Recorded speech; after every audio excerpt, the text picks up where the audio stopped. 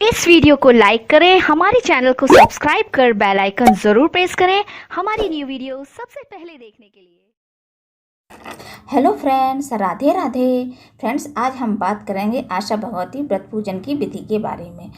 आशा भगवती व्रत की पूजन की सरल विधि क्या है, उद्यापन विधि क्या है, व्रत के क्या नियम हैं, व्रत का क्या महत्व है और व्रत के पूजन की सामग्री क्या है और इसे कब शुरू करना चाहिए और इसका उद्यापन कब और कैसे करना चाहिए और इस व्रत में हमें क्या खाना चाहिए। इससे पहले अगर आपने मेरे चैनल को सब्सक्राइब नहीं किया है तो प्लीज़ पहले चैनल को सब्सक्राइब कीजिए, साथ ही बेल आइकन को भी प्रेस कीजिए। तो चलिए आगे बढ़ते हैं, ज़्यादा बातें नहीं करते हैं। आशा भगवती व्रत सभी आशाओं को पूर्ण करने वाला व्रत है। इस व्रत को करने से व्यक्ति पाप मुक्त हो स्वर्ग में निवास करता है। यह व्रत विशेष रूप से महिलाओं के द्वारा किया जाता है। आशा भगवती व्रत अश्विनी मास श्राद्ध पक्ष की कृष्ण पक्ष की अष्टमी तिथि से प्रारंभ होकर 8 दिन अमावस्या तक चलता है।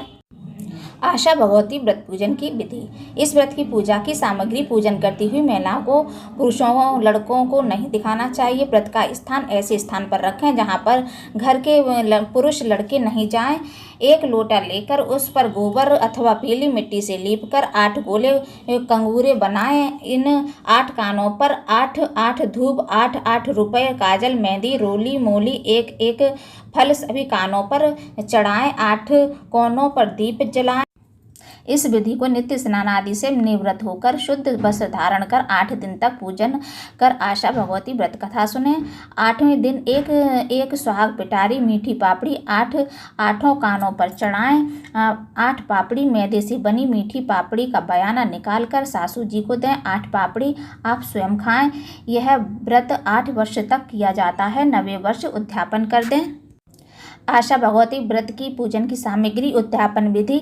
जिस वर्ष में उद्यापन करना हो उस वर्ष 8 सुहाग पिटारी से काजल, बिंदी, चूड़ी, मेहंदी, बिछिया, बेस, साड़ी, ब्लाउज, दर्पण, कंगा, सिंदूर, रोली आदि श्रद्धा एवं सामर्थ्य अनुसार रखकर उसमें 4 मीठी व 4 फीकी पापड़ी रखकर इन पर 7 बार हाथ फेर 8 सुहागिन स्त्रियों को भोजन करवाकर दें।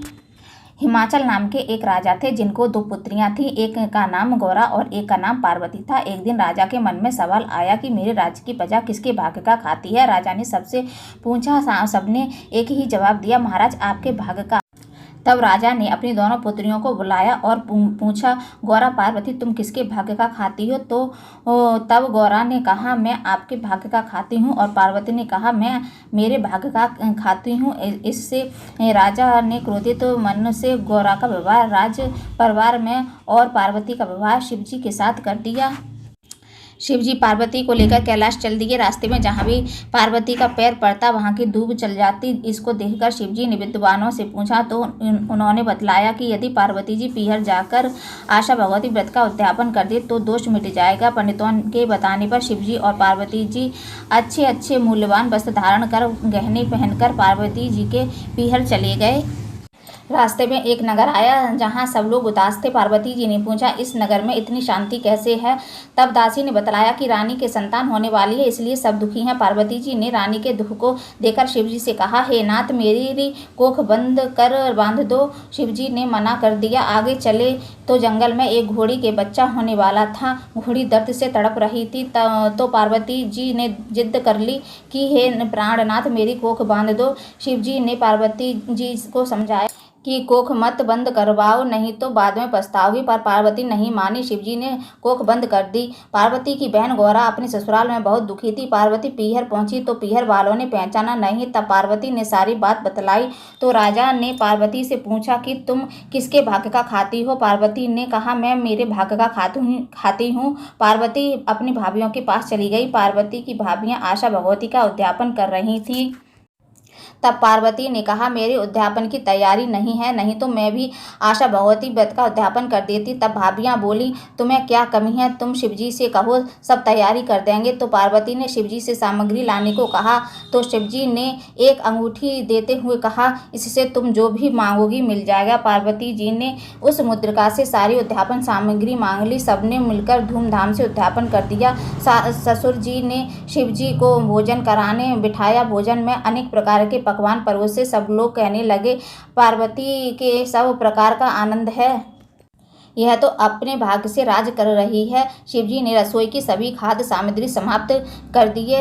एक पार्वती जी ने सब्जी खाकर पानी पी लिया और अपने पति के साथ अपने घर की ओर चल पड़ी। इसके बाद जो धूप सूख गई थी वह हरी हो गई। शिवजी ने सोचा पार्वती जी का दोष मिट गया। उसी नगर में आए जहाँ रानी के पुत्र होने वाला था, वहाँ रानी कुआं पूजने जा रही थी। सब लोग नाच रहे थे। रानी को देख पार्वती ने कहा, स्वामी मेरी खोख खोल दो। शिवजी बोले, अब कैसे खोल दूं? आगे चलो। घोड़ी अपने बच्चे को दुलार कर रही थी। घोड़ी को देख पार्वती ने हट पकड़ ली कि मेरी कोख खोल दो, नहीं तो मैं इसी जगह अपने प्राण त्याग दूंगी। पार्वती जी का हट देखकर शिवजी ने पार्वती के उपटन से गणेश बनाया।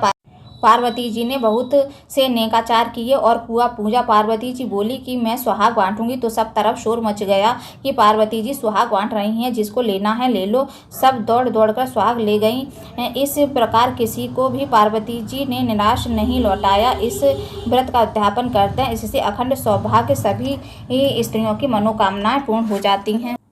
तो फ्रेंड्स, वीडियो पसंद आया हो तो वीडियो को लाइक कीजिए, अपने दोस्तों में ज़्यादा से ज़्यादा शेयर कीजिए, कमेंट कीजिए। अगर आप मेरे चैनल पर पहली बार आए हो तो प्लीज़ चैनल को सब्सक्राइब कीजिए। Bye bye.